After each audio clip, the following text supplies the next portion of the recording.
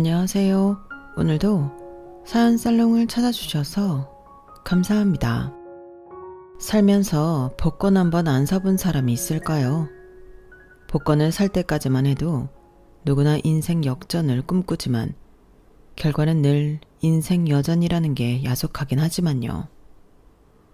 저는 지금까지 살면서 복권을 한 번도 사본 적은 없지만 얼마 전에 복권 당첨보다 더 엄청난 횡재를 했지 뭡니까?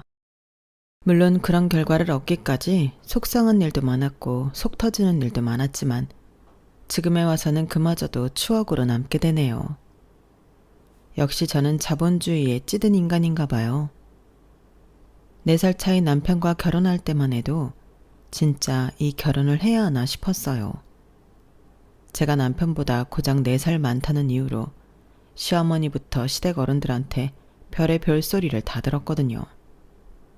너는 전 세계 나라를 구했나 보다. 그러니 4살이나 젊은 남자 만나 살지. 예전 같으면 어림도 없는 일이야.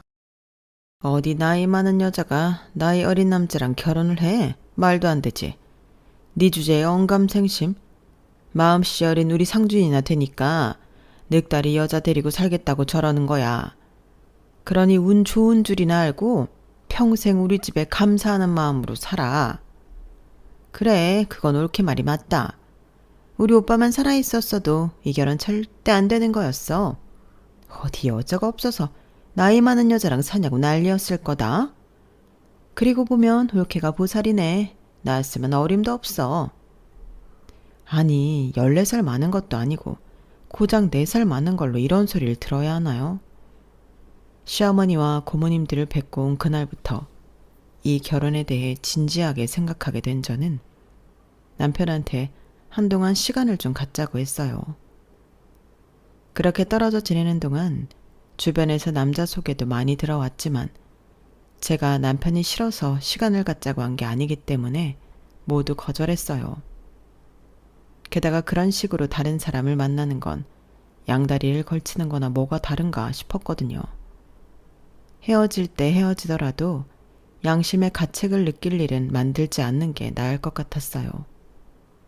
그게 3년 넘게 사귄 사람에 대한 예의라고 생각했거든요.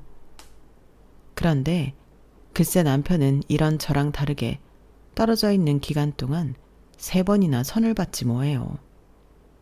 물론 어머님의 강요 때문이라곤 하지만 그래도 배신감이 느껴지는 건 어쩔 수 없었어요. 차라리 말을 말지 그랬어. 그랬으면 내가 모르고 넘어갔을 텐데 뭐하러 매번 선볼 때마다 나한테 문자를 하냐고. 사람 놀리는 거야 뭐야? 말 안 하고 선보는 건 자기를 속이는 짓이잖아. 난 그러고 싶지 않아. 엄마가 하도 닥달하셔서 형식적으로 나가는 자리긴 했어도 자기를 두고 선을 보는 거 욕먹더라도 솔직하게 낫다고 생각해. 솔직한 건지 미련한 건지 모르겠지만 마음 한편으로는 안심이 되는 거 있죠. 이 남자는 결혼을 한 이후에도 욕먹을 각오를 하고 모든 걸 내게 말해줄 사람이구나 생각됐으니까요. 남편은 3번의 선을 봤지만 모두 퇴짜를 놓았어요. 처음부터 그럴 생각으로 나간 자리였다고 하더군요. 이렇게라도 하지 않으면 언미 포기하지 않을 것 같았다나요. 아무튼 남편의 그런 계획이 성공한 건지 어쩐지는 잘 모르겠지만 연이은 선짜리 파토는 어머님의 마음을 흔들긴 한 모양이었어요. 저를 다시 한번 만나보겠다고 하셨거든요. 일전에 찾아뵀을 때는 조신하게 보일 생각에 제가 너무 수수하게 하고 나가서 그런가 제 나이보다 더 많게 보신 것 같길래 이번엔 조금 화려하게 꾸미고 나갔어요. 제가 가지고 있는 유일한 명품백도 들고 나갔어요. 원래는 사치스러운 여자라는 이미지를 보일까봐 저렴한 백으로 들고 나갈까 했는데 하필 옷하고 색상이 안 맞아서 명품백을 선택한 거였어요. 그런데 이게 신의 한 수가 될 줄 누가 알았겠어요? 어머, 그 백 넘버가 땡땡땡땡땡 아니니? 나도 그거 사려고 오픈런까지 했는데 결국 못 샀잖니. 넌 그거 어떻게 구했니? 아, 전에 파리 출장 갔다가 현지 본점에서 샀어요. 텍스 리펀드까지 받을 수 있어서 한국에서 사는 것보다 훨씬 저렴하게 살 수 있었거든요. 그래? 예. 너 해외 출장 자주 가니? 아무래도 업무상 2달에 한 번꼴은 나가게 되는 것 같아요. 그 말에 어머님은 얼굴에 화색을 띠며 엄청 좋아하셨어요. 그러면서 식사를 마치고 일어나려는데 그러시더라고요. 예, 혹시 그 가방 칠르거든 나한테 되팔아라.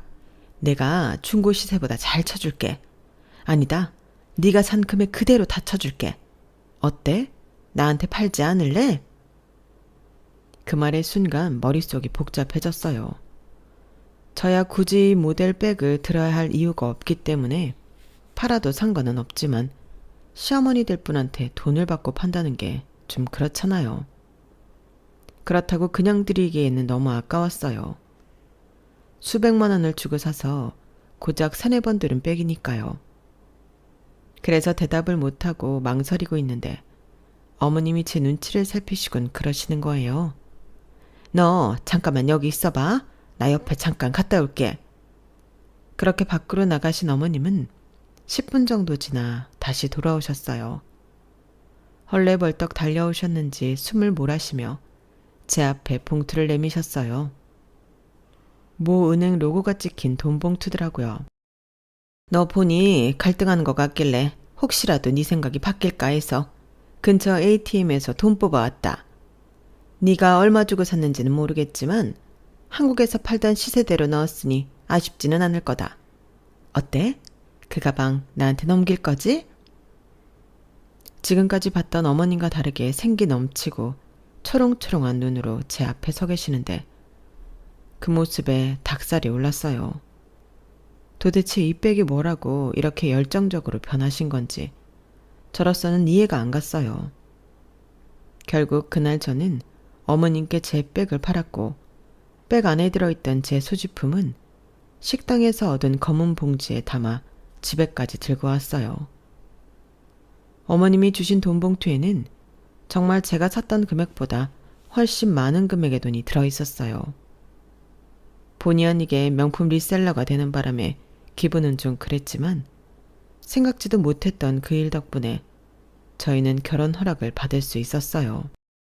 친한 직장 동료한테 이 얘기를 했더니 저만큼이나 황당하다는 반응을 보이더라고요. 아니, 명품백을 사드린 것도 아니고 명품백 리셀을 해드린 걸로 결혼 허락을 받았다고? 난 또 이런 경우는 처음이네? 얼마나 대단한 백이길래 그래? 혹시 연예인들도 쉽게 못 산다는 에르메스 벌킨이야? 아니야, 내 주제에 그런 백을 어떻게 사?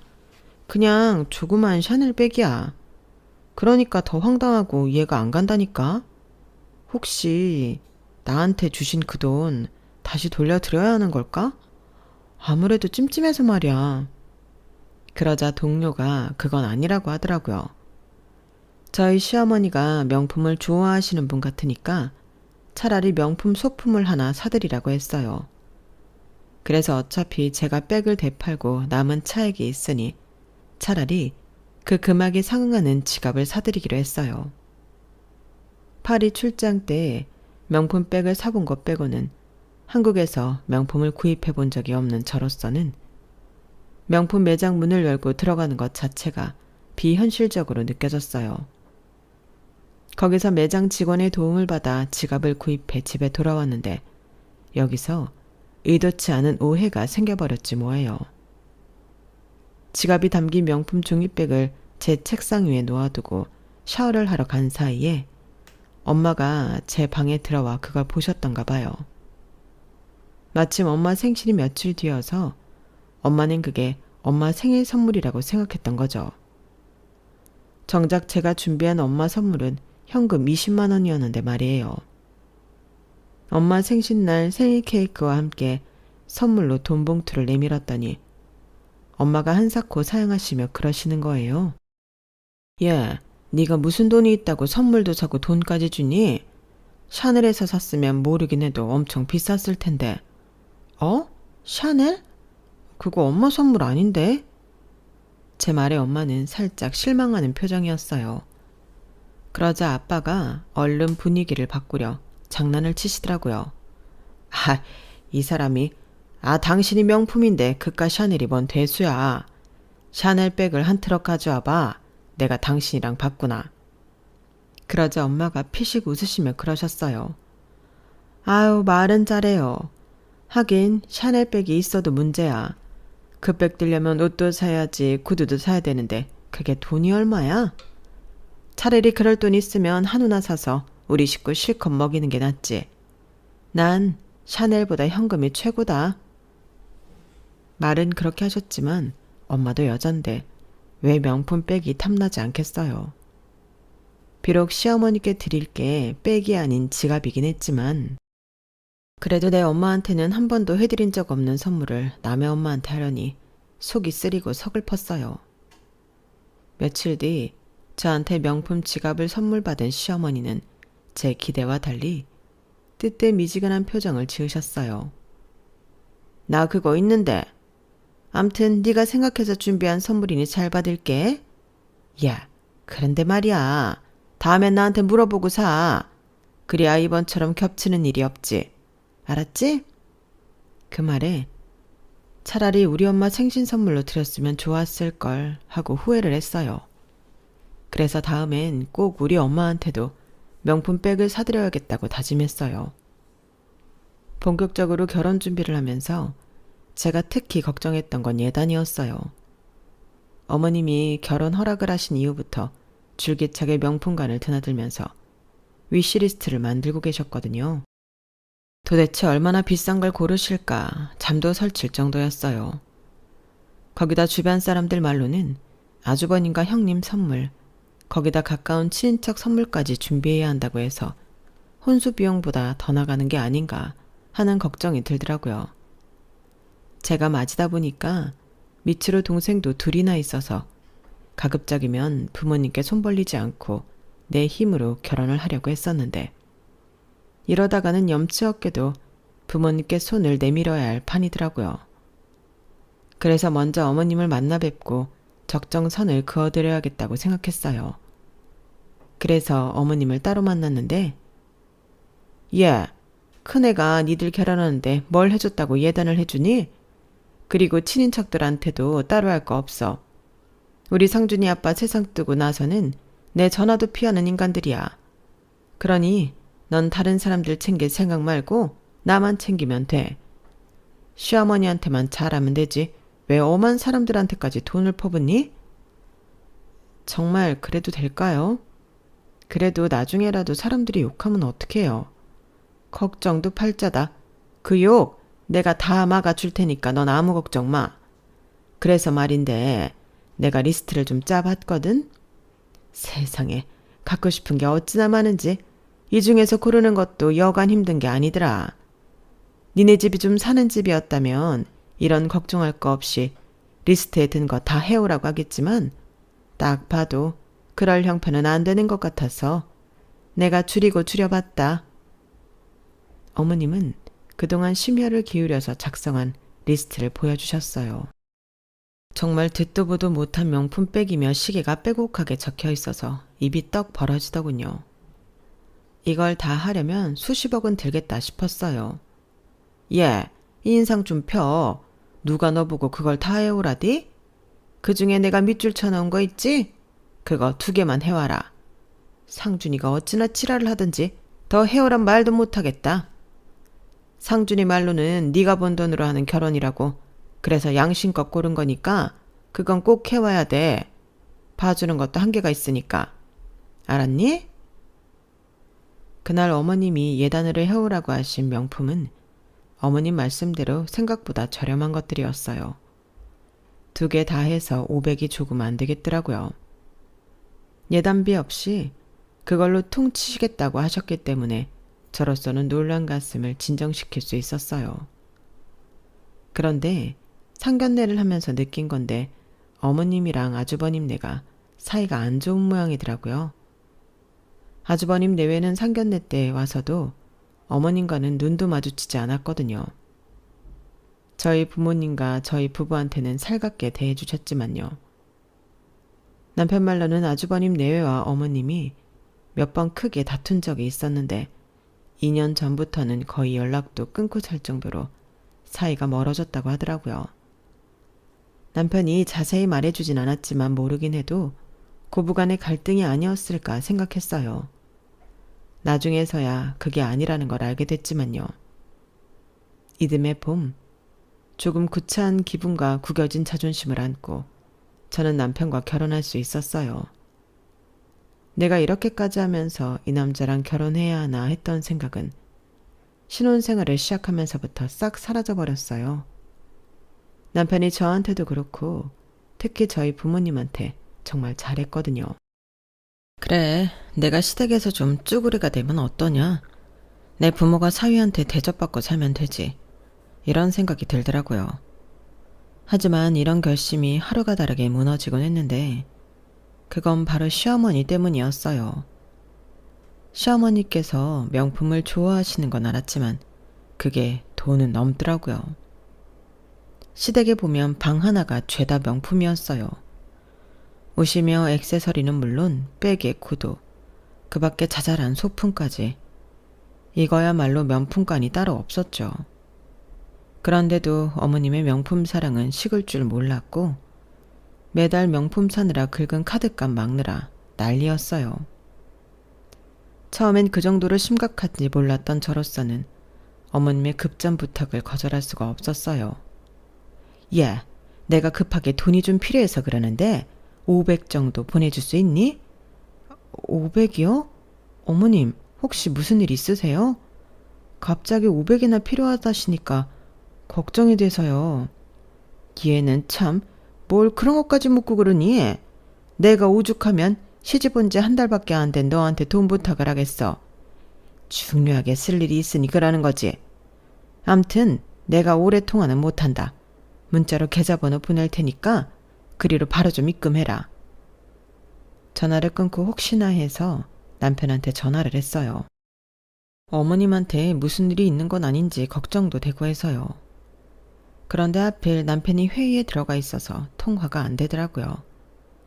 1시간가량 기다리고 있었는데 그러는 와중에도 어머님한테 닭달 전화가 3번이나 왔지 뭐예요. 더는 미룰 수 없어서 할 수 없이 500만 원을 보내드렸어요.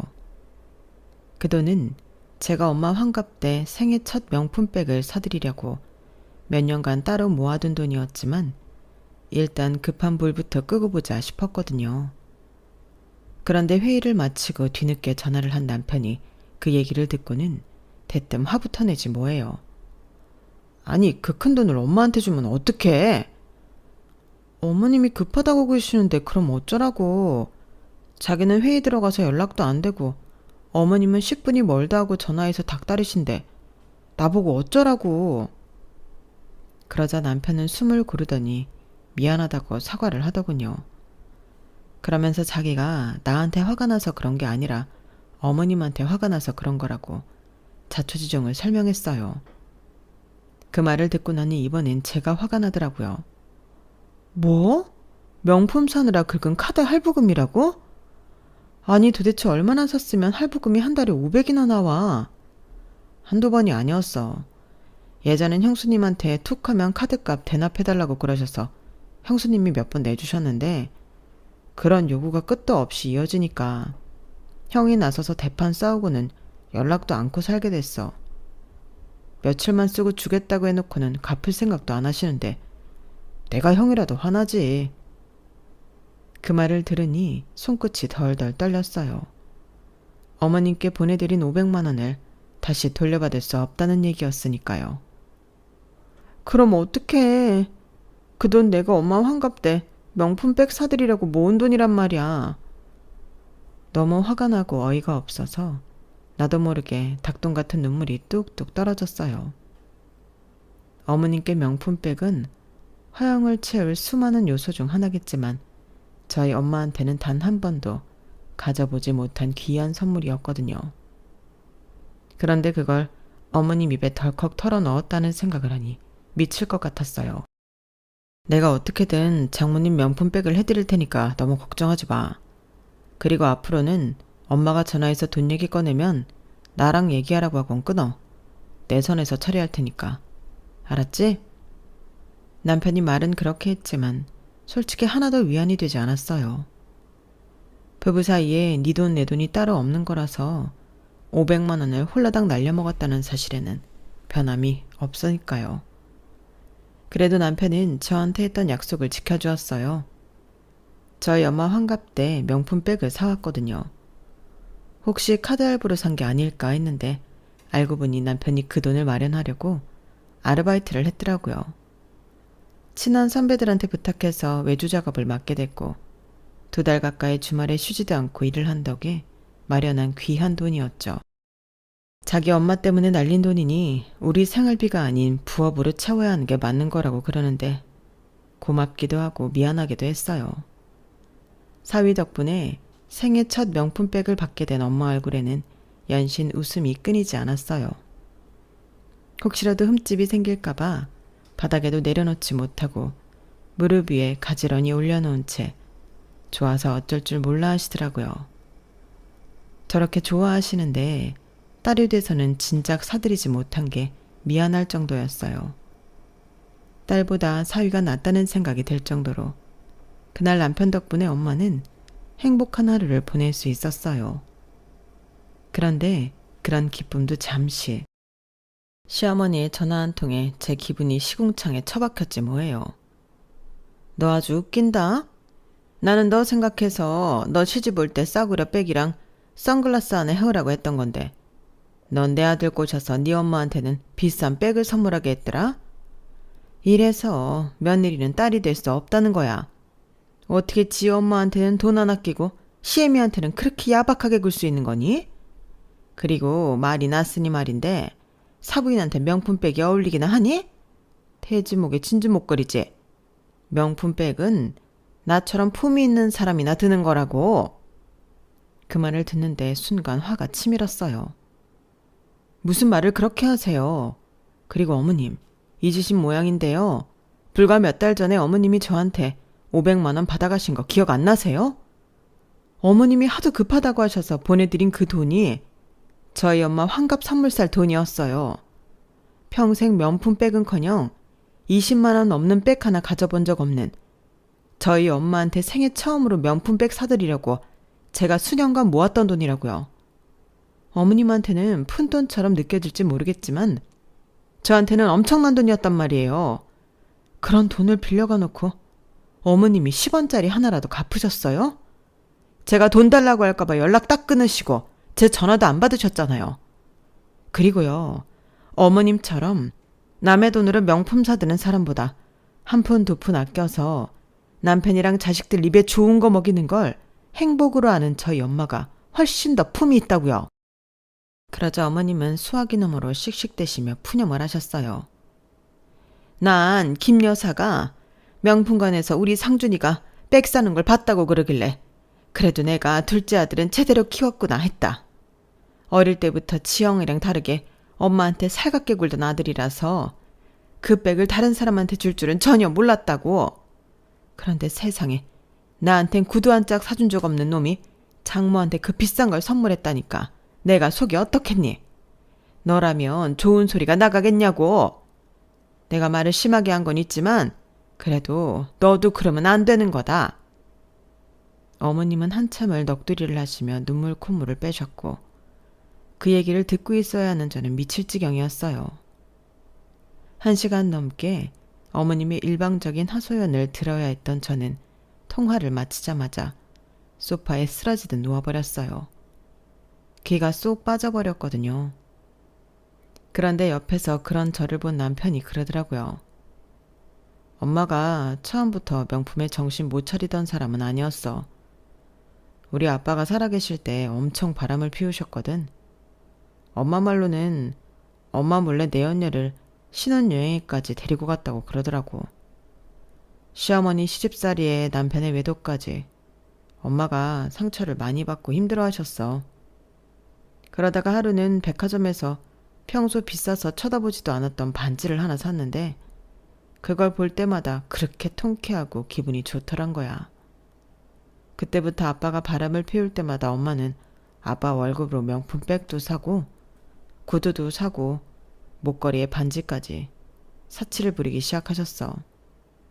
아빠는 당신이 저지른 죄가 있으니 뭐라고 말도 못하고 있었고. 그렇게 시작된 엄마의 명품 쇼핑은 아빠가 돌아가신 이후에도 이어졌어. 이젠 아주 중독이 돼버린 거지. 신상이 나오면 안 사고는 못 배기는 거야. 그 바람에 아빠가 유산으로 남겨준 상가도 팔아먹고 양평 땅까지 팔아치웠는데도 아직도 허기가 가라앉지 않는 모양이야. 형은 이런 엄마를 정신병원에 보내야 한다고 그러는데 솔직히 나는 그렇게는 못하겠어. 내 엄마니까. 남편 말을 듣고 나니 이런 얘기를 담담하게 하는 남편도 가엾고 어머님도 불쌍하게 느껴졌어요. 원래는 저도 형님처럼 어머님과 연락을 끊고 살겠다 생각했었지만 도저히 그렇게는 못하겠더라고요. 그건 어머님을 위해서가 아니라 오로지 내 남편을 위해서였어요. 이런 제 마음을 아는지 모르는지 어머님은 매 순간 저를 시험하듯 일을 벌였고 돈 문제로 툭하면 저랑 실랑이를 벌이셨어요. 그래도 그때까지는 어머님의 재정 상태가 어느 정도 심각한지 몰랐기 때문에 그때그때 성질은 내도 큰 걱정은 안 했었는데 우리도 모르는 사이에 엄청난 일이 벌어지고 있었더라고요. 뭐? 어머님 집이 경매에 넘어갔다고? 어쩌다가? 하루아침에 날아든 이 소식에 저도 남편도 놀랄 수밖에 없었어요. 그동안 어머님은 카드값을 갚기 위해 집을 담보로 대출을 받고 심지어 사채까지 끌어 쓰셨더라고요. 그러다 더는 감당이 안 되는 상황까지 오게 됐고 결국 집이 넘어가게 된 거였죠. 당장 어머님이 살 집을 구해야 해서 남편이 아주버님께 연락을 했지만 돌아오는 건 싸늘한 거절뿐이었어요. 그러게 내가 진작에 정신병원에 입원시키자고 그랬지? 술이나 도박 중독만 중독이 아니라고 그렇게 얘기했는데 네가 뭐라 그랬어? 그래도 엄마인데 어떻게 그러냐고 반대했잖아. 네가 자초한 일이니까 네가 알아서 해. 난 엄마한테 받을 것도 줄 것도 없는 사람이니까. 결국 남편은 제게 눈물의 호소를 했어요. 시어머니를 모실 월세방이라도 구하게 해달라고 말이에요. 당장 우리 둘 다 수중에 가진 돈이 없기 때문에 직장인 대출을 받아서 보증금을 마련해야 하는 상황이었거든요. 저 모르게 할 수도 있었을 텐데 남편은 제 허락을 받고 일을 진행하고 싶다고 했어요. 어머님이 벌인 짓은 이해가 안 되지만 그렇다고 반대를 할 수는 없었어요. 저도 한 집안의 딸인 것처럼 남편도 어머님한테는 아들이니까요. 그래서 그렇게 하라고 했어요. 그런데 이런 와중에도 어머님은 죽어도 투르면 돼야 한다고 고집을 부리시지 뭐예요. 우리 애기들 놓을 방이 따로 있어야 한단 말이야. 가죽 제품들이 많아서 온도 습도 맞아야 되는데 어떻게 원룸에서 사니? 엄마, 지금 그깟 백이랑 구두가 중요해?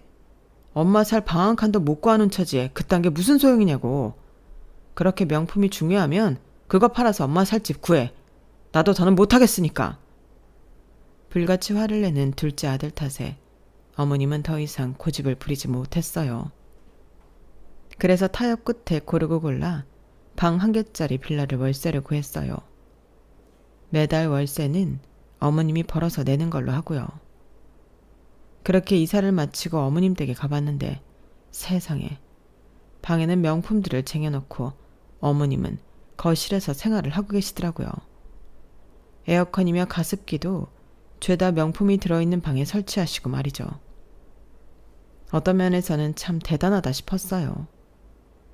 한동안 정신을 차린 것처럼 보였던 어머님은 아는 분이 하시는 스크린 골프장에서 일을 하게 되면서 돈을 벌게 되자 또다시 슬금슬금 명품을 사들이기 시작하셨어요. 밥까지 줄여가면서 말이죠. 다른 집은 시어머니께서 아들네 집에 김치며 밑반찬을 해다가 나른다는데 저희 어머니는 그 반대였어요.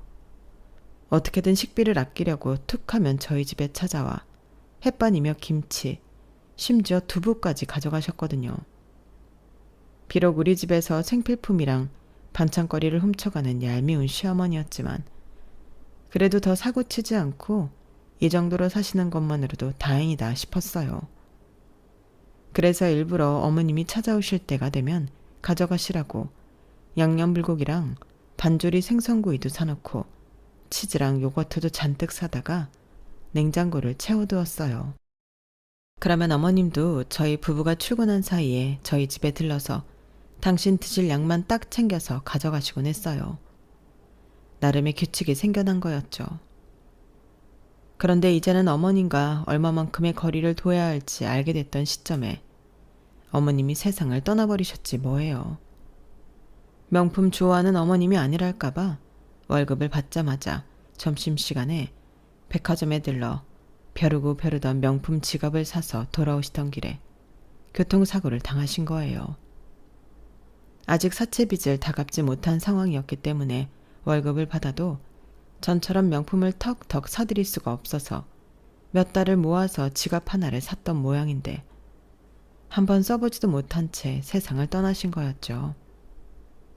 저희 부부는 연락을 받고 바로 병원으로 달려갔고 거기서 남편은 아주버님한테 전화를 했어요.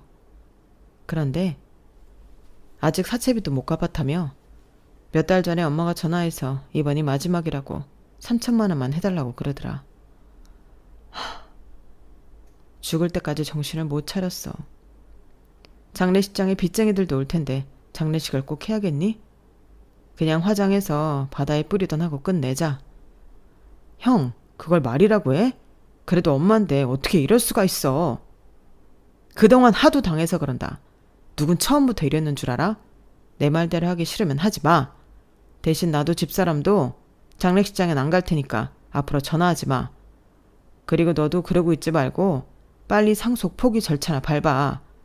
안 그랬다간 엄마가 남긴 사채비까지도 안게 될 테니까.